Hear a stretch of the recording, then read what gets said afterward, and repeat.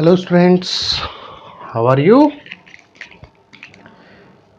In our first class of the 11th chemistry, like to discuss some of the basic concept. I am starting the first chapter, that is basic concept of chemistry.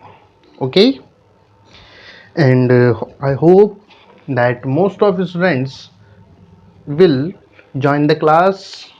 Okay, yeah, it's clear that some of the uh, we can say that some of the topics of the 11th, that is when the classes will start, what will be the syllabus, it is not fixed, but it is fixed that now you are in 11th class.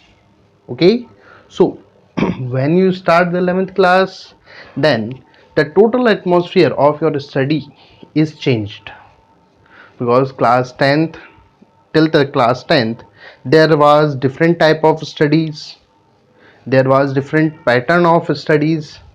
In class 11th, that the pattern, the type, the concepts of study are totally changed. Okay, clear? तो first class में अपन सबसे पहले बात करते हैं basic concept of chemistry. सबसे पहले तो डेफिनेशन ही आती है केमिस्ट्री की. What is chemistry? केमिस्ट्री बोलते किसे हैं? सबसे पहला टॉपिक तो यही आता है, what do you mean by chemistry. Simple language में अपन बोलें तो बोल सकते हैं upon the study of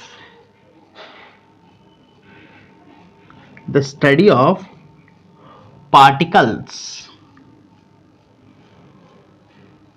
the study of particles. Particles का मीन्स यहां पर पार्टिकल्स किसके? The particles of matter. Particles of matter. Matter के पार्टिकल क्या क्या हो सकते हैं? या तो एटम होंगे या क्या होंगे? मॉलिक्यूल्स. ओके, तो the study of particles of matter यानी कि एटम और मॉलिक्यूल्स, उनकी स्टडी करना एंड देयर रिलेशनशिप, और उनके बीच के रिलेशनशिप एंड देयर रिलेशनशिप्स. इन रिलेशनशिप्स की study is known as chemistry. इसको क्या बोलते हैं अपन? केमिस्ट्री बोलते हैं. सिंपल लैंग्वेज में बोले तो एटम्स, मॉलिक्यूल्स, उन पार्टिकल की स्टडी करना. पार्टिकल की स्टडी का मतलब उनकी साइज क्या, उनकी प्रॉपर्टीज क्या हैं, किस तरीके से वो एक के दूसरे के साथ इंटरेक्ट करते हैं. ओके, तो ये जो रिलेशनशिप है इन सब की स्टडी करना क्या कहलाता है? That is called chemistry. Second definition में अपन बोले तो द स्टडी ऑफ या the branch of science. Second definition में अपन बोलते हो दैट इज ए, वैसे एक्चुअल में देखा जाए तो ये डेफिनेशन ज्यादा करेक्ट है. The branch of science. Science की एक ब्रांच है. क्या है ये? एक साइंस की ब्रांच है जिसके अंदर we study about the composition, जिसमें अपन स्टडी करते हैं किसकी? कंपोजिशन.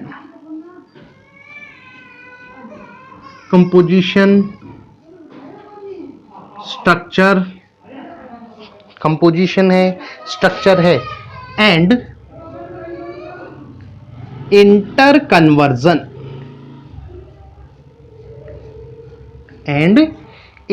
Conversion of matter.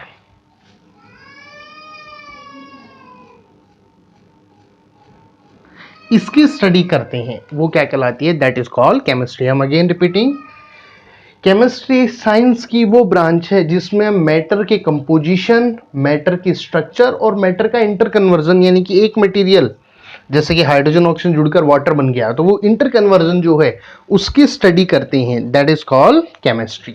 उसे क्या बोला जाता है? That is called chemistry. Got it? Now after that the next definition is matter.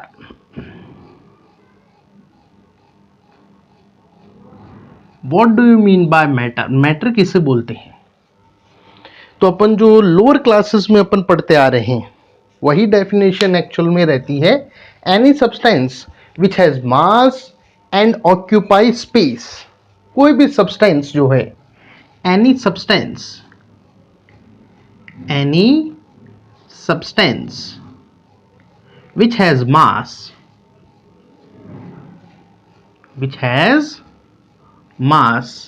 and occupy space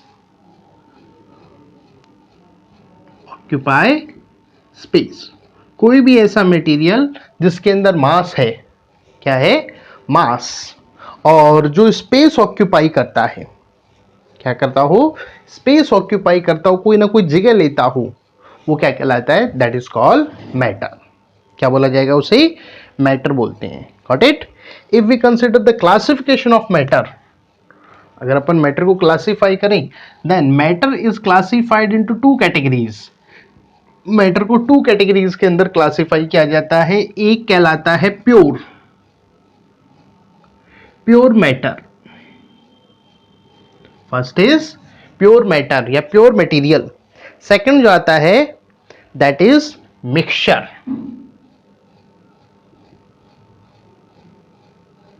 second is mixture. Okay. Pure matter further classified into two groups. जो pure matter है इसे वापस से दो ग्रुपों के अंदर डिवाइड किया जाता है। इट इज कॉल्ड, फर्स्ट जो है दैट इज एलिमेंट। फर्स्ट क्या कहलाएगा, दैट इज एलिमेंट। और सेकंड जो है that is compound. Element and compound. Okay. Element को बाद में फर्दर थ्री पोर्शंस के अंदर डिवाइड किया जाता है। Metal, non metals, and third is semi metals. Okay. Compound are divided into two categories. Compound को दो कैटेगरी के अंदर डिवाइड किया जाता है। First inorganic and second is organic. Okay. So ये है क्लासिफिकेशन किसका, प्योर मैटर का। अब है क्या वो एक एक करके बात करेंगे। पहले अपन इसके क्लासिफिकेशन की अपन बात कर रहे हैं। मिक्सचर जो है, mixture further divided into two categories. Mixture को दो कैटेगरीज के अंदर डिवाइड किया जाता है। एक कहलाता है होमोजीनस, एक तो क्या कहलाएगा, होमोजीनस मिक्सचर, एंड सेकंड जो कहलाता है that is heterogeneous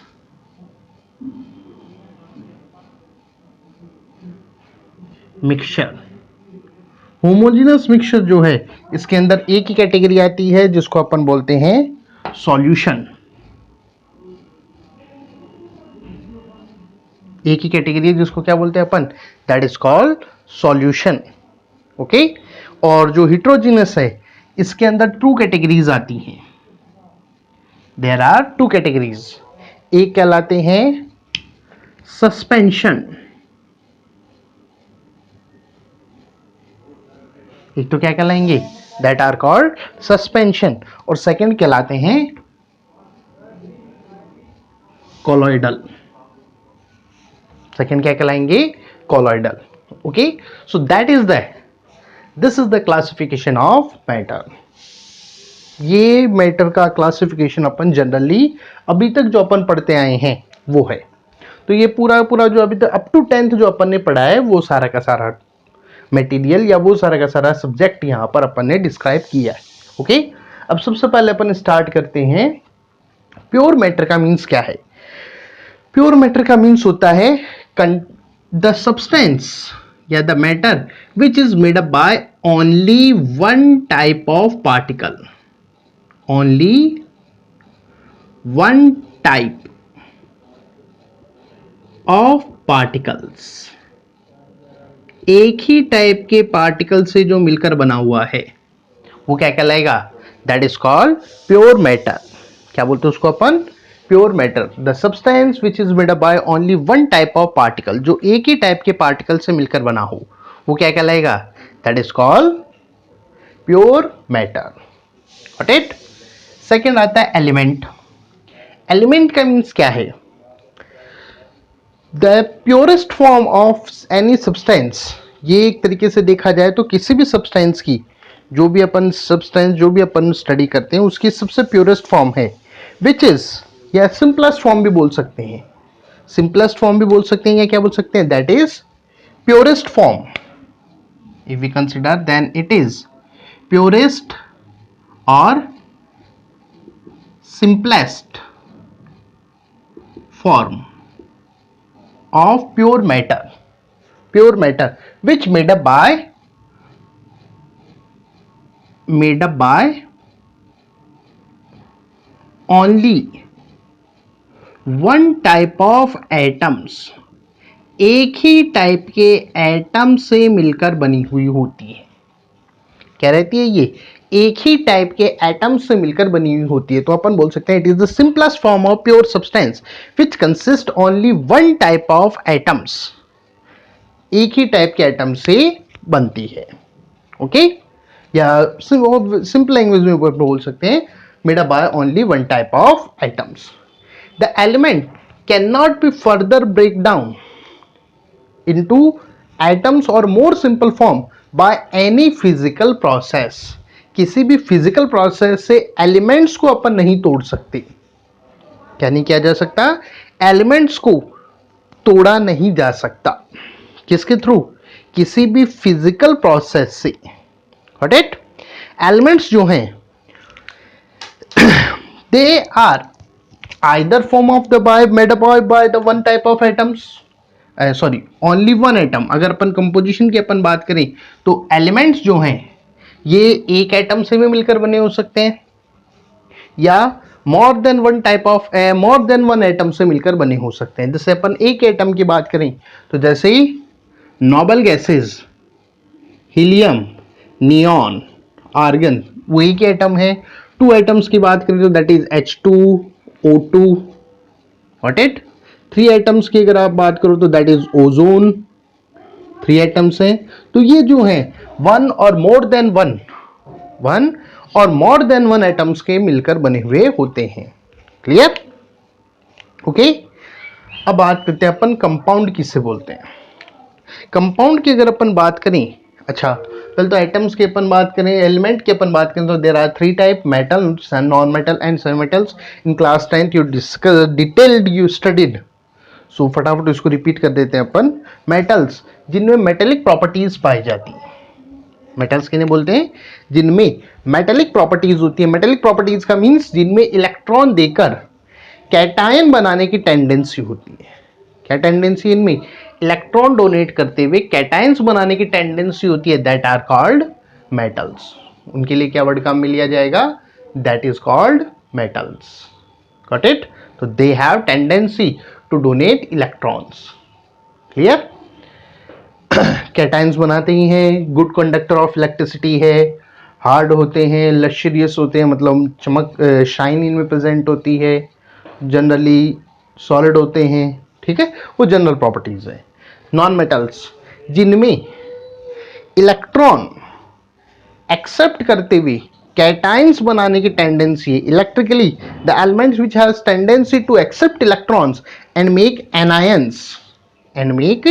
anions are called non metals. उन्हें क्या बोला जाता है, that is called non metals. Okay. Third आते हैं सेमी मेटल्स. सेमी मेटल्स के नहीं बोलेंगे, the atoms, the elements which have tendency of both metal and non metals. जिनमें मेटल और नॉन मेटल दोनों की टेंडेंसी जिनमें प्रेजेंट होती है उन्हें क्या बोला जाएगा, दैट आर कॉल्ड, उन्हें क्या बोलते हैं अपन, that are called which one, semi metals. Okay, clear. अब बात करते हैं अपन कंपाउंड किससे बोलते हैं. ये यहां तक का तो आई थिंक क्लियर हो गया होगा. कंपाउंड की अपन बात करें तो it is the purest form of substance which consist to और मोर एटम्स. जिनमें क्या रहते हैं, टू और मोर एटम्स होते हैं.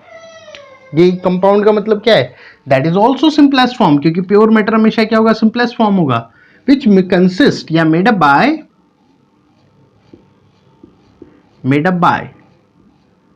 टू और मोर टाइप ऑफ एटम्स. दो या दो से ज्यादा टाइप के एटम से मिलकर जो बना हुआ है, जैसे एग्जांपल आप इसको समझ लेंगे H2O, NH3, ये जो है इनके लिए क्या बोला जाता है, दैट आर कॉल्ड, क्या बोलते हैं इनको, कंपाउंड्स अपन बोलते हैं। Got it. Compound can be break down into simple forms.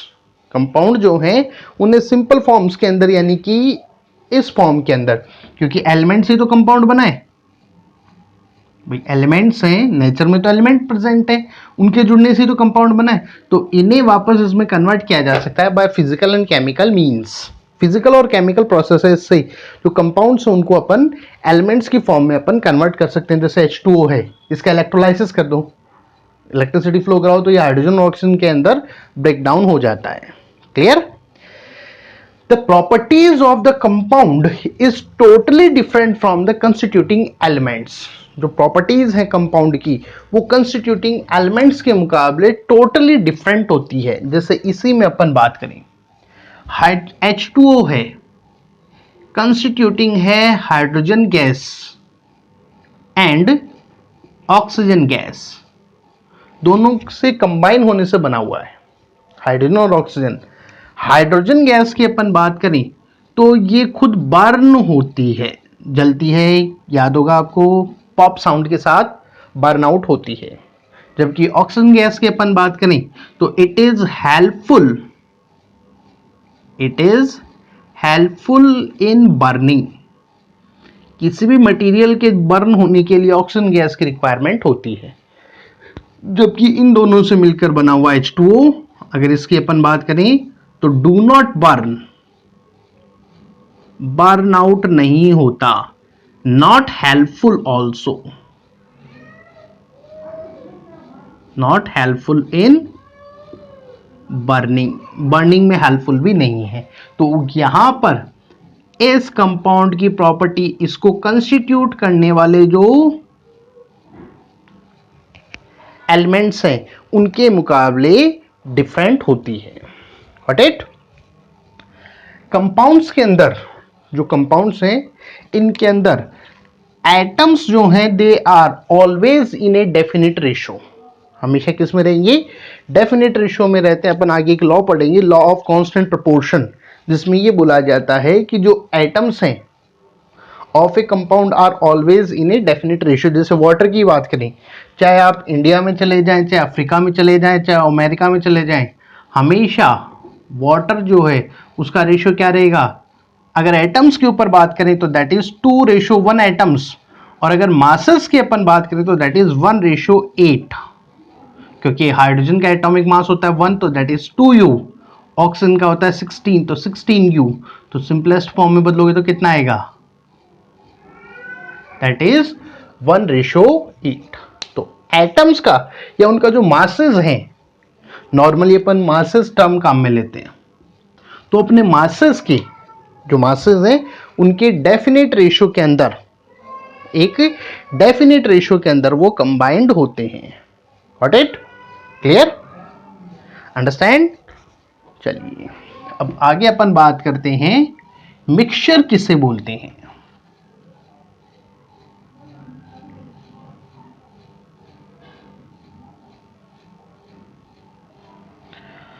Now let to discuss about the mixture.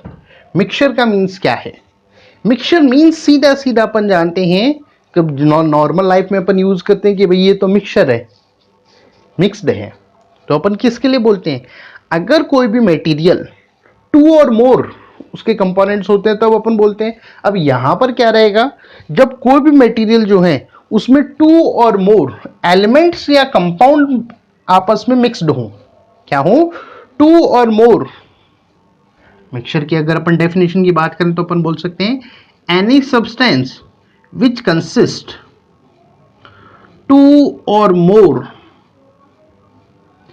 Pure substances, pure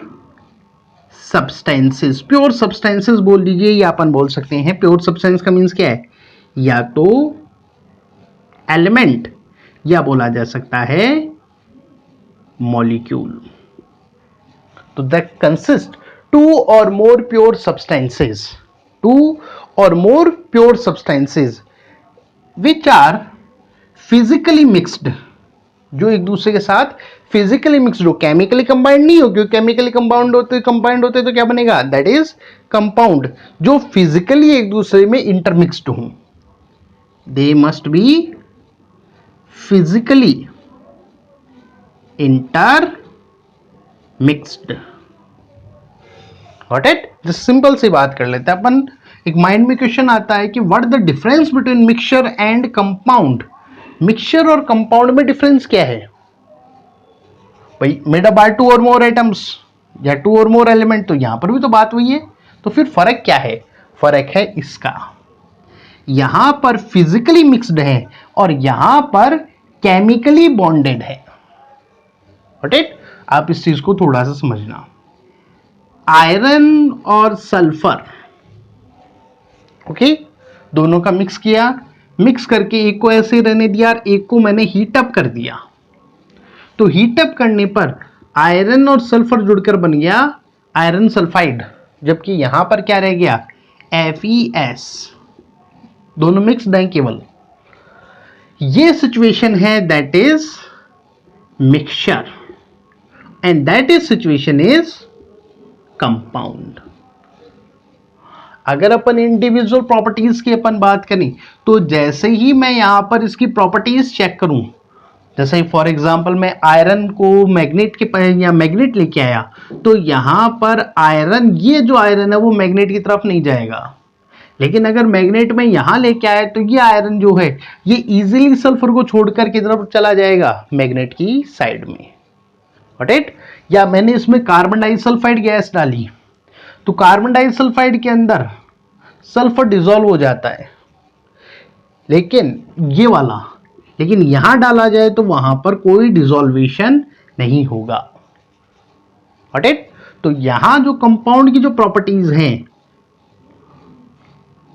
ये कंबाइंड हो जाती हैं, टोटली डिफरेंट हो जाती है, लेकिन यहां पर इंडिविजुअल जो कंपाउंड है, जो सॉरी एलिमेंट है, वो अपनी प्रॉपर्टीज को नहीं खोता।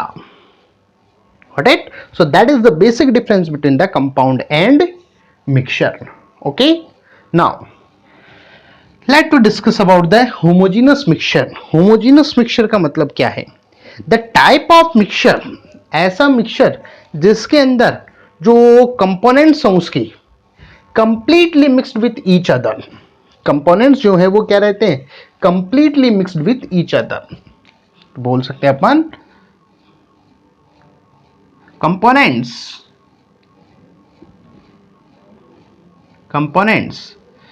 completely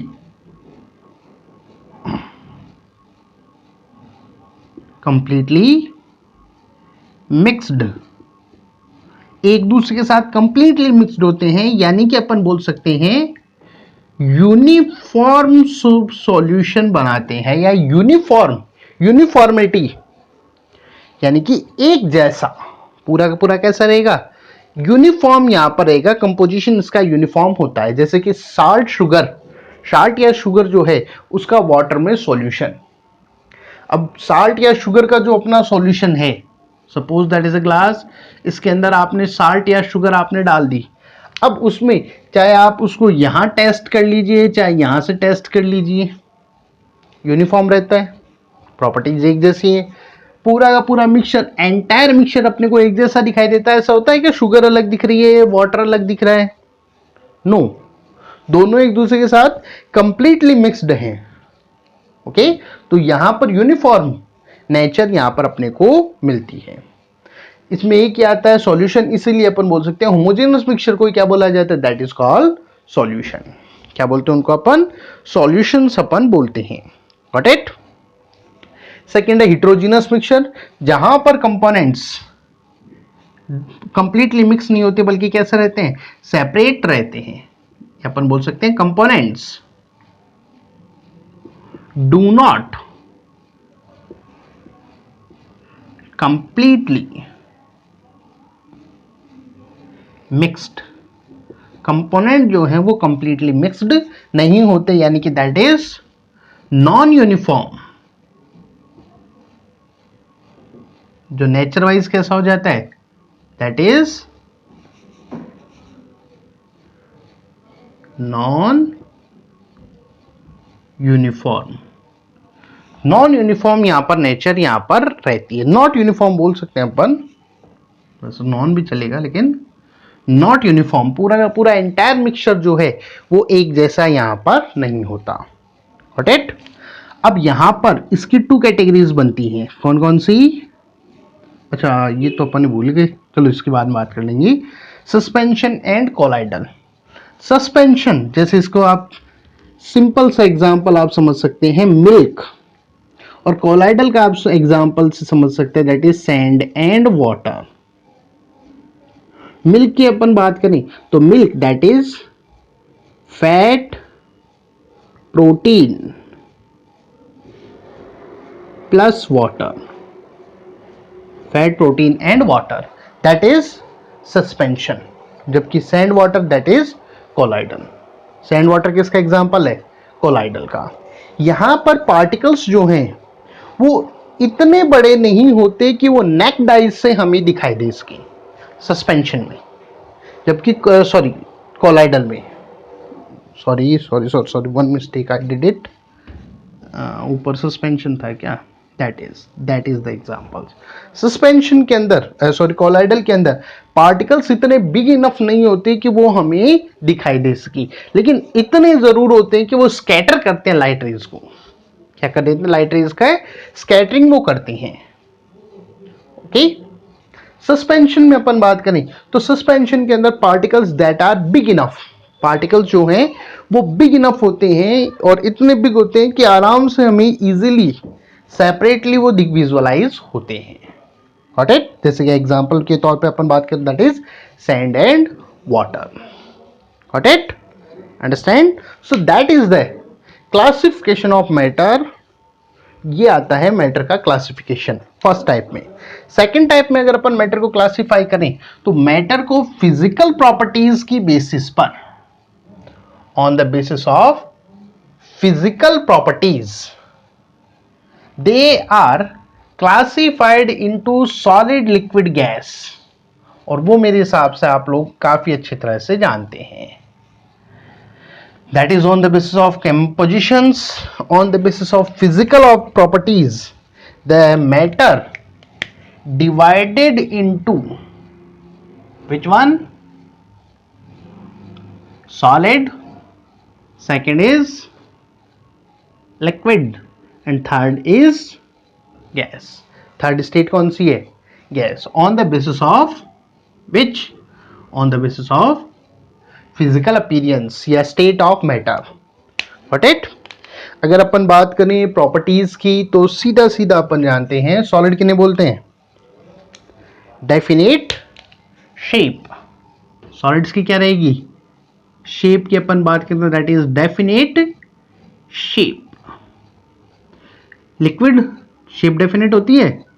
no, that is indefinite shape. Shape indefinite रहती है। जबकि गैसेस में भी अपन बात करें that is indefinite shape.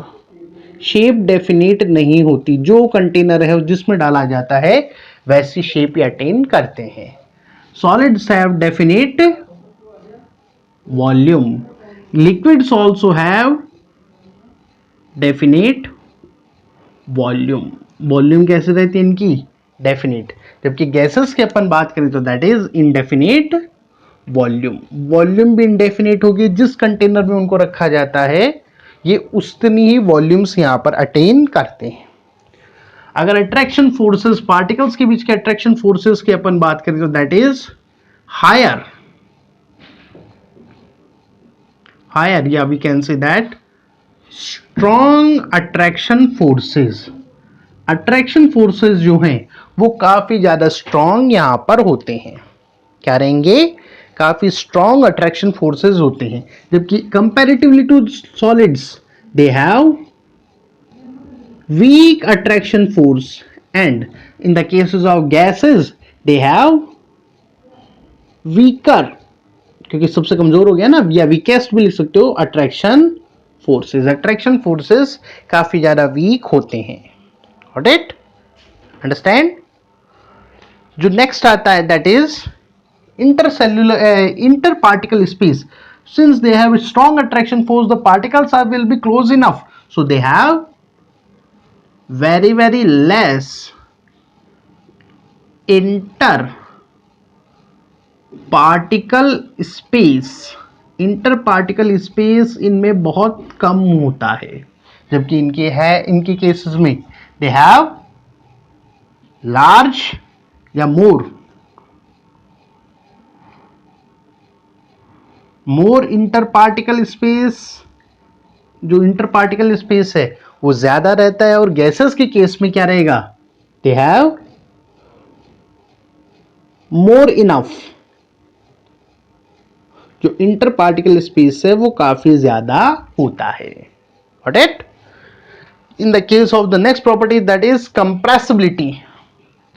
If you consider the next property that is compressibility, क्या उनको कंप्रेस किया जा सकता है, दबाया जा सकता है? तो सॉलिड्स के केस में they have नेग्लिजिएबल compressibility.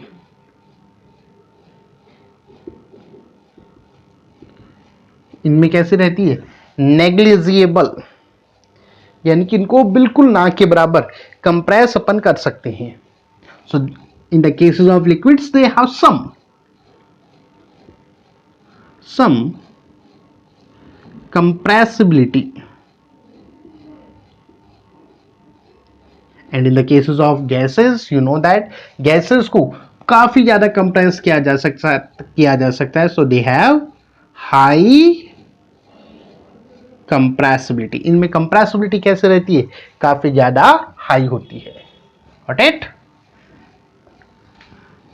Next property का अगर अपन कंसिडरेशन करें that is kinetic energy.